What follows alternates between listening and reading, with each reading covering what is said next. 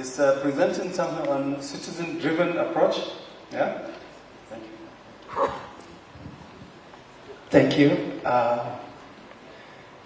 First, I want to say all protocol observed, and I'm here with my colleague, Logan Campbell, from the Liberia Film Institute, and I will tell you how it all started. And I also want to be grateful to all of you in the room for such great work that you've done. And Liberia, we are always grateful to Nigeria for the level of role you play in our country. And we're super excited to also be here to learn from you and to also share our approach during our program in Liberia.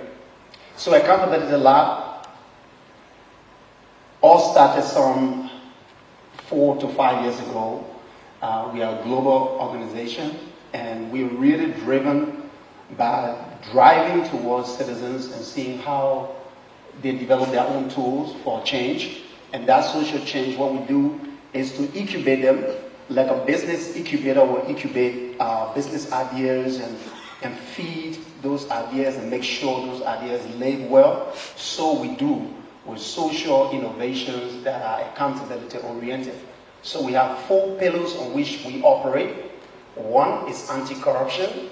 So our kind of anti-corruption approach is not like shouting at government and saying, look, you've stolen and this is it. No, our kind of approach is how do we find ways that citizens can take on their responsibilities, that we can start forming a new generation of people thinking new about their attitude, about their approach, because accountability towards corruption issue is an issue of the mind. So we kind of work with young people in creative ways. And the next pillar, we do transparency initiatives, and we also go on integrity, which is the third, and of course we go for system building. Next, please.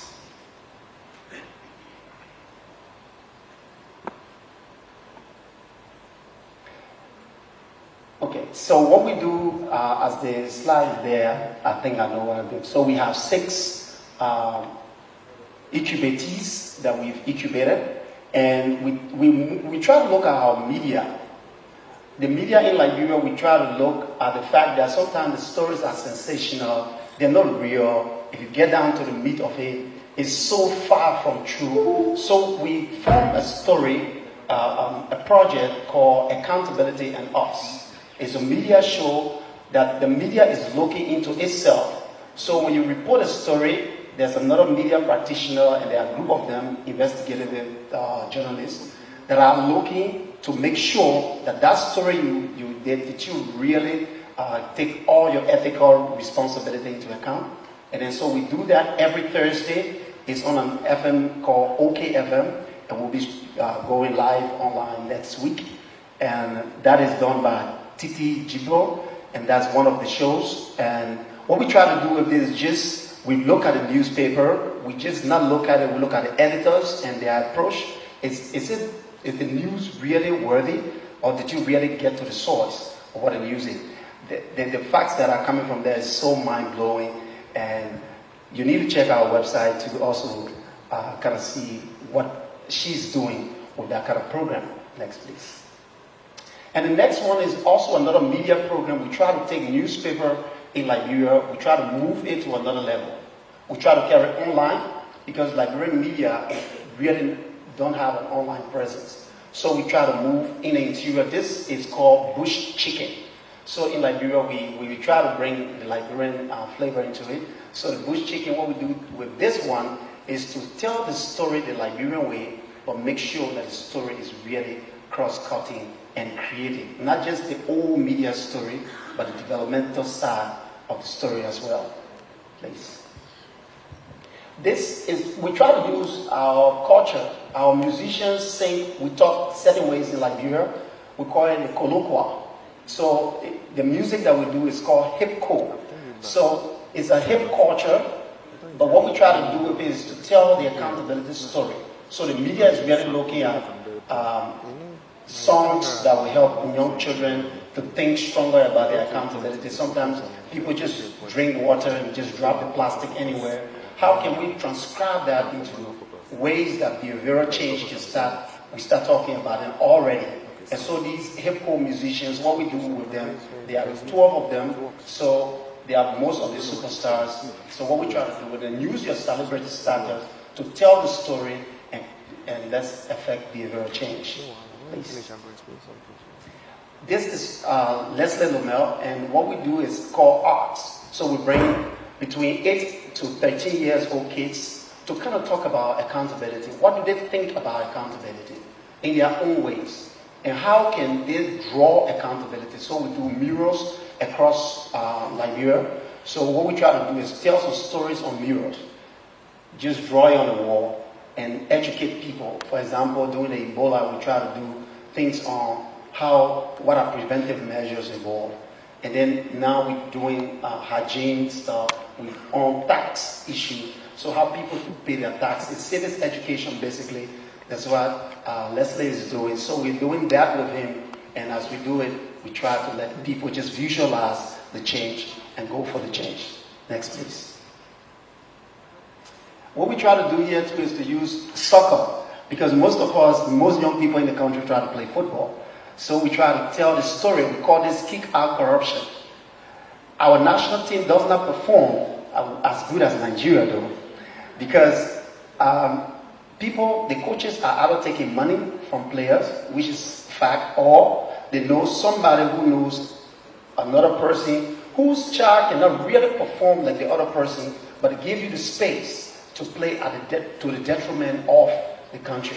And that is happening a lot. So we're working with the LFA, the Liberian Football Association, the national coaches, down to other lower level. So we do it in communities, but this one was held at our national stadium.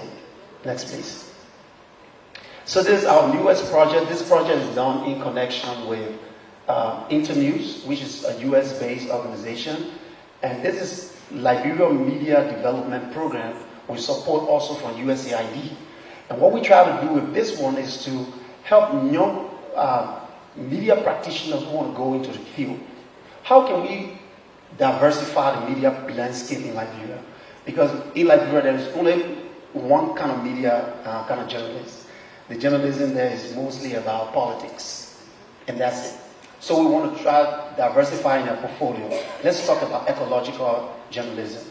Let's talk about financial journalism. Let's just diversify your portfolio. So as we speak now, there's an ongoing training that is taking place in Monrovia at our office, of course, with over 45 young people. And then next week, we are going on to the nearest county called Margibi. We are also taking on 27 other kids. What we try to do with them is just to develop them and then provide them also a space that they can have internship at media houses, whether print, electronic, and also we try to introduce them to, for example, our reporting on CNN and other international media, just to showcase that yes, they are young talents and how these, and for every time we try to do these with groups, we work with you in something called the Accountability Birth Certificate, which is a training model so that all of us bring accountability alive. Next, please.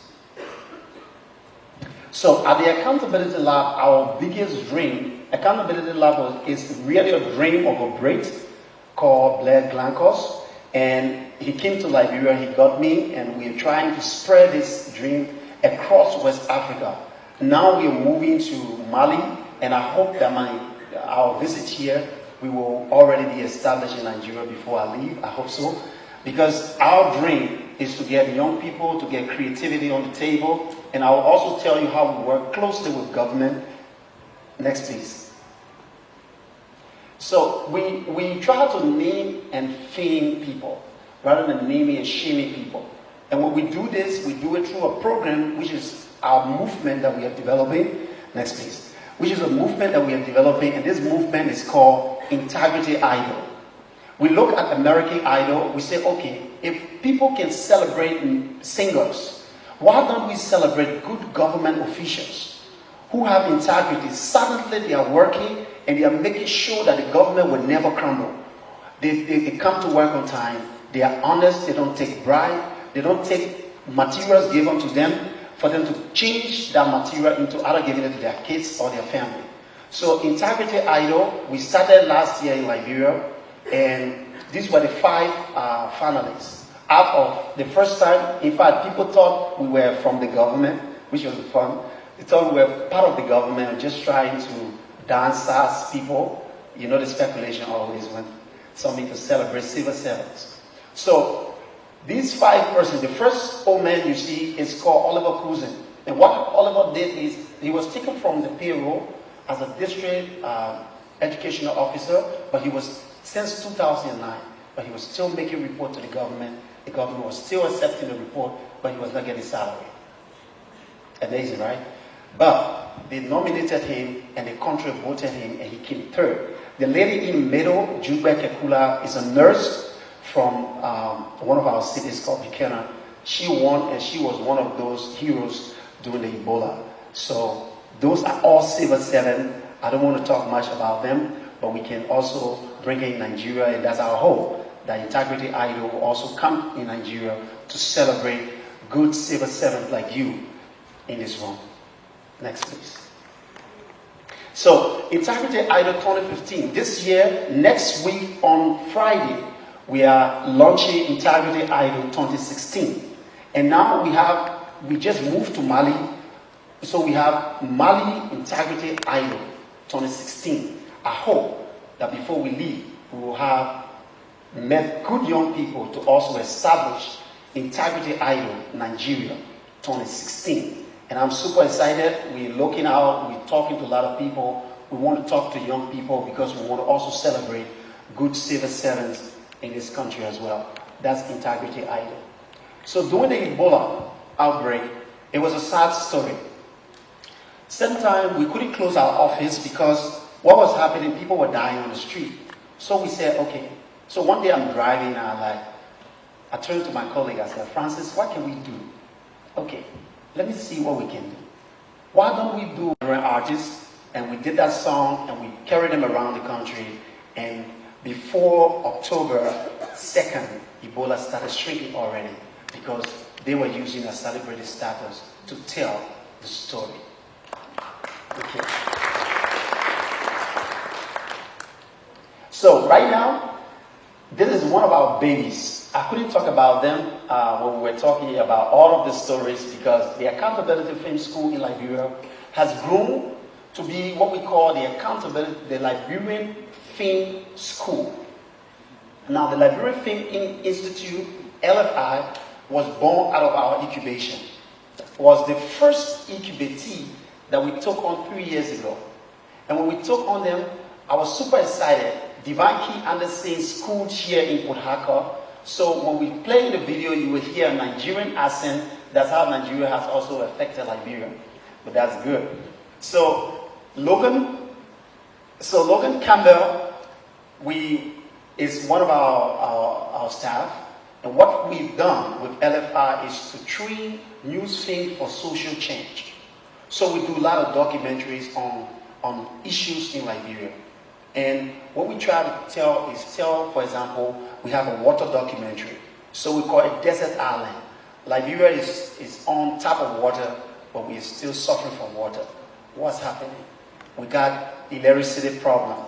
But meanwhile, we have electricity. We have all mechanisms for electricity. There's something wrong somewhere. Is it our orientation or what it is? So at this point, I turn it over to Logan before I come back. Thank you very much.